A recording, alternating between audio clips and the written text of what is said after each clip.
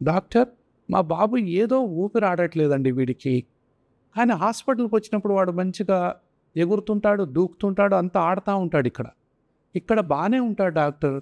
వాడు ఇంట్లో మాత్రం నైట్ పూట వాడు ఊపిరి ఆడనట్టుగా నాకు అనిపిస్తుంది డాక్టర్. ఇది ఏంటి? మనం గనక తల్లికి గానీ, తండ్రికి గానీ, అటు సైడ్ గానీ, ఇటు సైడ్ గానీ ఎవరికైనా అలర్జీ, ఆస్మా ఉందా అని గనక మనం అడిగినట్లయితే యెస్ అనేటటువంటి ఆన్సర్ వస్తే, తర్వాత పర్యావరణానికి ఇది గనక లింక్ అవుతా ఉంటే, ఈ పిల్లల్లో అలర్జీ, ఆస్మా అనేది తొలి దశలోనే మనం గుర్తించి దానికి తగ్గ వైద్యాన్ని గనక మనం చేస్తే చిన్న పిల్లలు అద్భుతంగా తయారవుతారు. వాళ్ళు మాటి మాటికి హాస్పిటల్‌కి రావాల్సిన అవసరం ఉండనే ఉండదు.